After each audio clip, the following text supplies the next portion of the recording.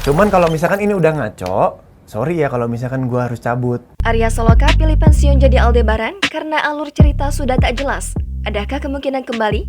Jika mendengar nama sinetron Ikatan Cinta, sosok yang paling melekat dalam sinetron tersebut adalah Aldebaran.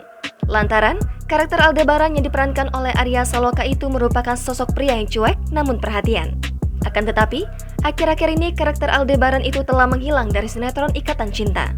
Setelah sempat bungkam, Arya akhirnya memberikan penjelasan soal kabar dirinya hengkang dari Ikatan Cinta. Ia membuka suara terkait hal tersebut di podcast kanal YouTube milik Helmi Yahya yang diunggah pada Senin, 25 April kemarin. Arya Saloka menyebutkan bahwa dirinya akan meninggalkan sebuah serial bila ceritanya sudah tidak sesuai seperti yang ia bayangkan.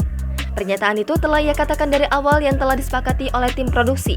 Namun, seiring waktu berjalan, Arya merasa cerita Ikatan Cinta tidak sesuai dengan harapannya. Pernyataannya yang diungkapkannya di awal pun akhirnya benar-benar terjadi. Arya mengaku dirinya termasuk garda terdepan dalam memperhatikan naskah yang diberikan oleh tim produksi secara detail.